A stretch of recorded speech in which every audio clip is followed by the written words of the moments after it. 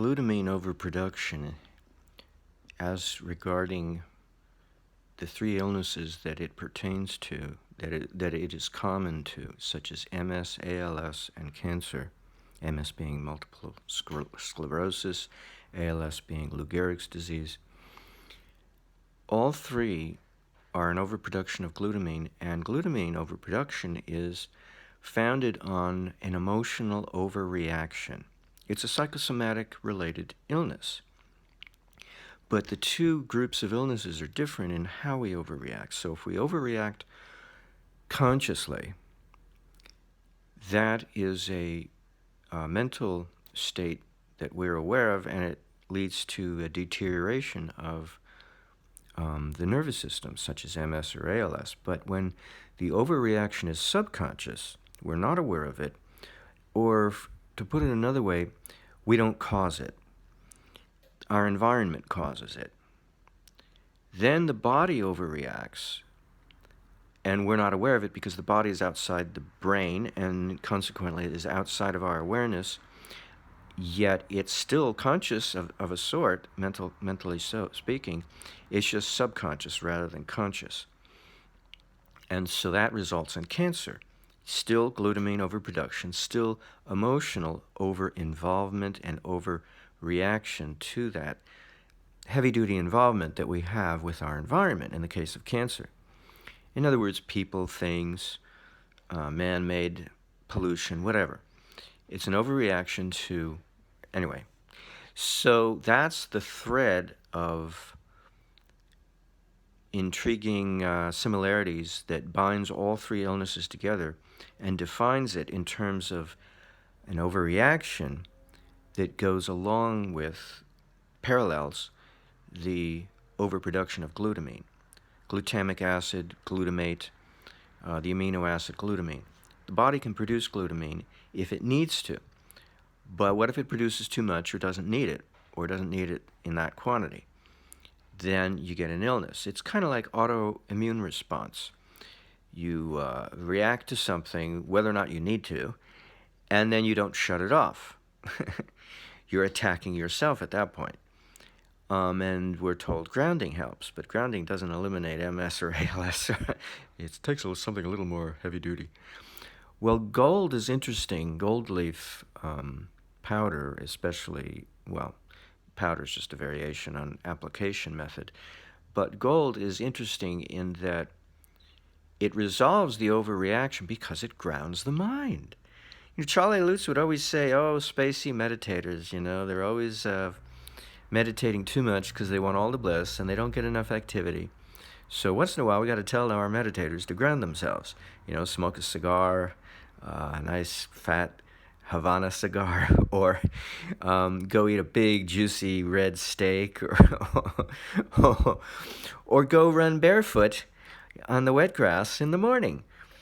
And, but I live near Central Park and there are muggers there. Then run a little faster.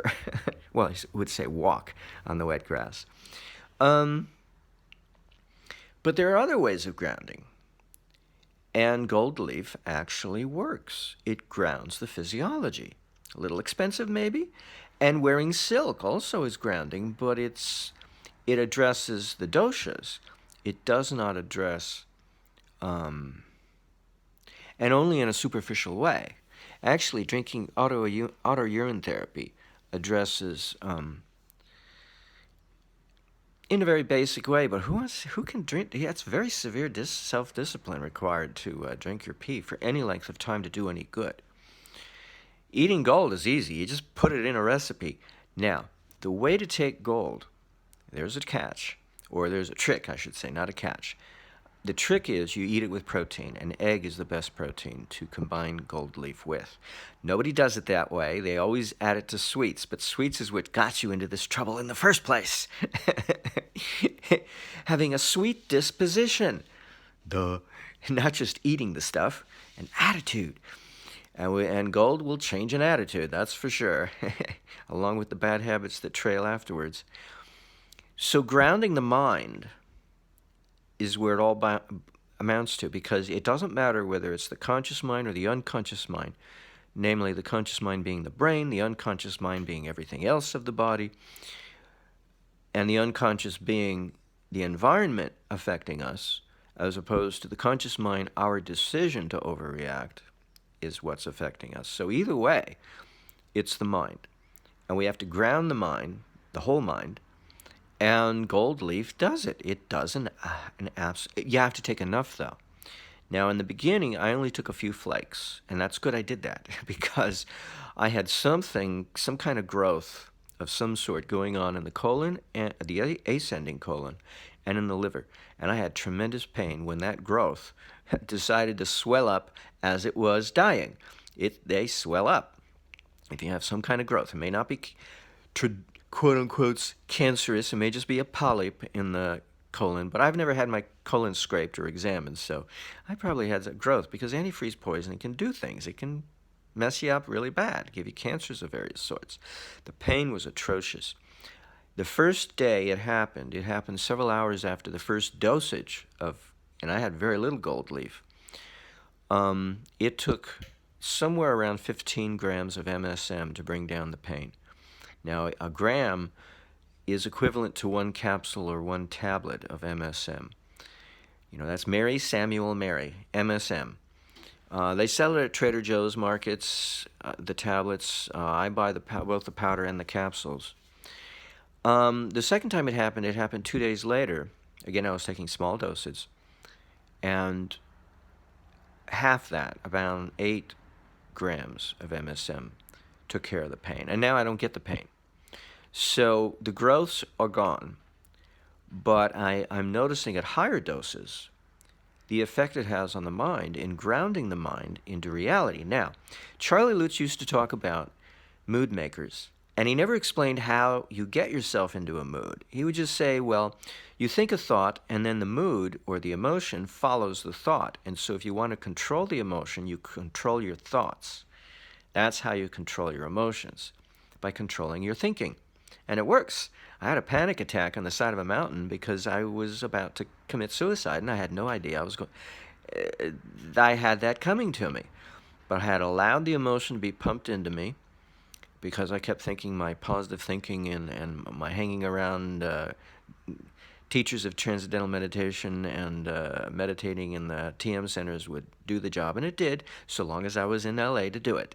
But when I left LA on a weekend conference, I was all by myself, and I had all this overwhelming emotion come over me to do away with my life very suddenly, without warning, and it freaked me out because I had no idea it was coming at me. It was an emotion, but a thought to go with the emotion. And I had to control myself, saying, well, look, I don't like this because it's an irreversible decision. What if I should change my mind on the way down? Because I was on the side of a mountain, and the thought was to turn the wheel and floor it and go over the side of the road and just end it right now. Now, I'm told, not told, I'm inspired inside to think the thought that the devil had a lot to do with it, but it doesn't matter. I had allowed violence to be done to me, and physical violence, and it pumped, it shattered it planted a seed of self-doubt, born on the wings of a humongous wave, a surfer's wave, if you like to call it that, a maha wave, a wave you don't want to surf, that was fueling this thought. And so I had the thought, well, no, I want to think about this. I don't want to. So what do I do while I give this some more thought? Because I still had all that emotion, and I had no control over it. So it was it was becoming conscious, but it had been semi-subconscious, just under the surface level of thinking. So it wasn't a very deep subconscious thought, but it was a subconscious thought because I didn't see it coming. And it was my environment, namely somebody else, who pumped it in, my brother, through a bunch of other people who he made use of. Anyway, it doesn't matter who did it. The point is, I had to deal with it, and I had to deal with it suddenly. And so I gained control of the body only by changing my thought. and I got myself off the side of the mountain, and I've been in recovery ever since. And I'm happy to announce I'm doing better. That was 6 years ago. It's amazing. I'm still afraid of heights. A hiker. But I'm getting better. Well, I'm finding all these techniques, and this one is effortless, you know. I went online last night and I found 100 milligrams of gold leaf powder sells on eBay for a little over $30. Now, I don't know what my jar is. I'm not about to weigh it. It's a glass jar, so it's kind of heavy, so there's no way to know how much is inside of it, but it could be a tenth of a gram. I don't know. A gram costs just under $130 for a whole gram. I might have gotten a whole gram. It looks like a lot inside this jar. I don't know. It fluffs up, so it's hard to tell, especially since it's glass, so it's already heavy. I think I got it from Thailand. It was very rare to buy this stuff 5 years ago when I bought it. But I was afraid to take it. I was paranoid. I was paranoid about a lot of things at the time. PTSD can do that to you. But I held on to it, and I'm happy to have done so, because now I can say there's nothing wrong with this stuff. You know, it kills cancer. It takes care of a flaky mental state, which I've been in for a major part of my existence, because it really brings you back to reality. It grounds the mind and makes you incapable of sustaining and maintaining a fantasy. I've lived my whole life on fantasies, some of which are pleasant and some of which are not. Whether it's lust or panic, it's still a fantasy. It's not reality. And even grief, based on a fantasy.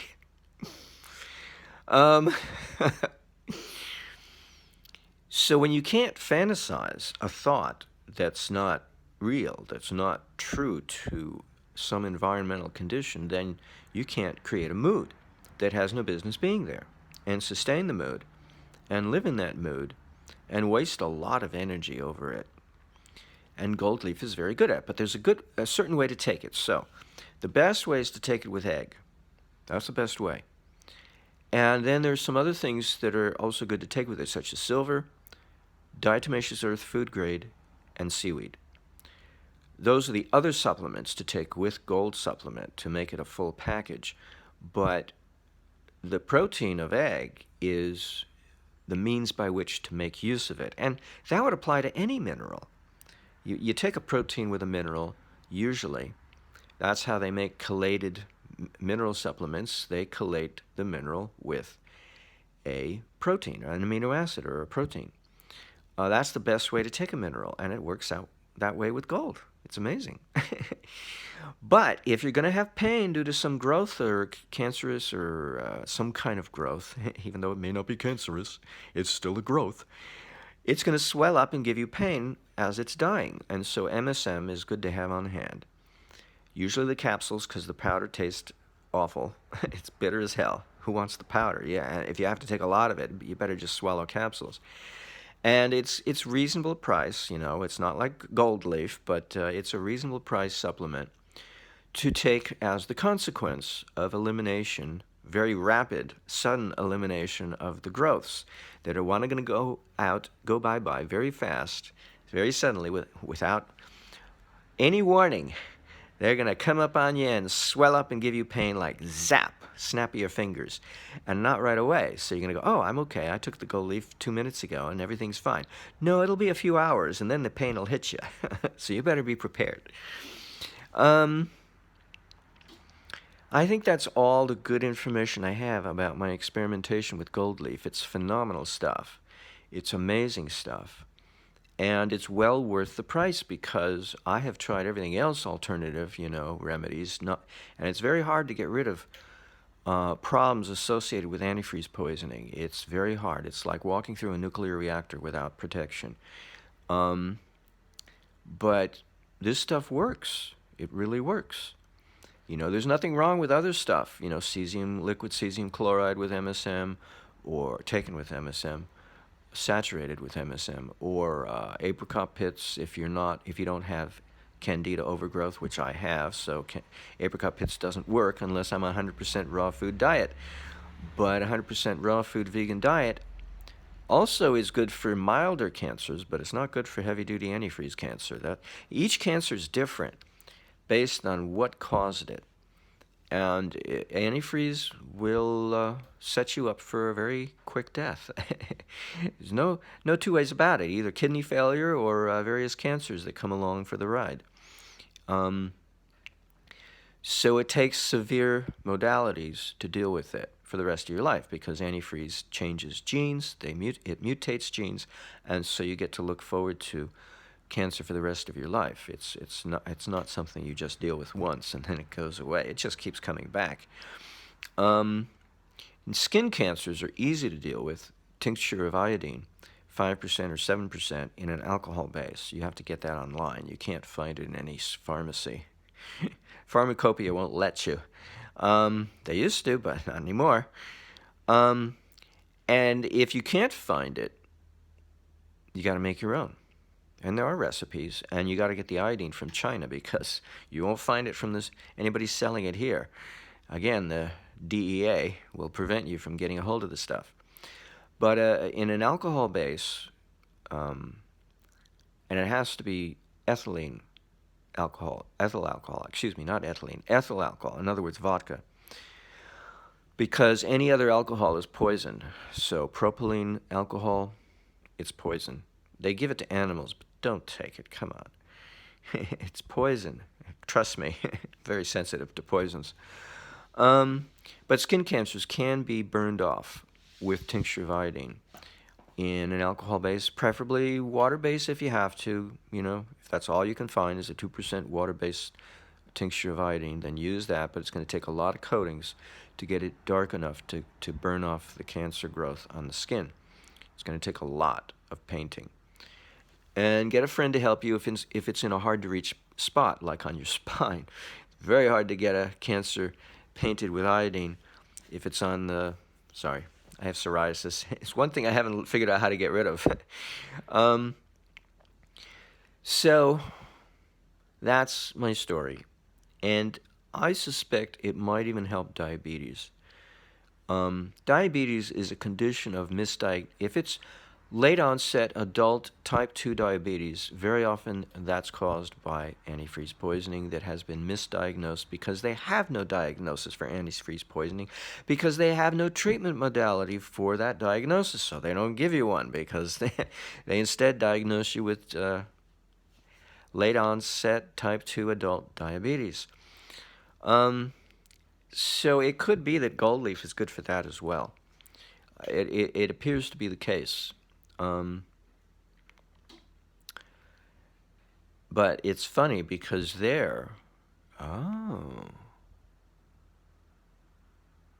so glutamine overproduction suppresses the functionality of various tissue groups, such as the pancreas, in not creating enough insulin. Did I say that right?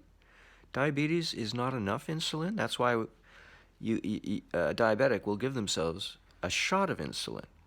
But insulin is created by the pancreas, but glutamine is created deep inside the brain. That's why it's a psychosomatic illness, caused either by oneself voluntarily, by one's conscious thinking, or involuntarily by one's environment, causing us to think certain ways. Either way, it's the brain that's the causative agent of glutamine overproduction. But that suppresses the other organs, like the liver.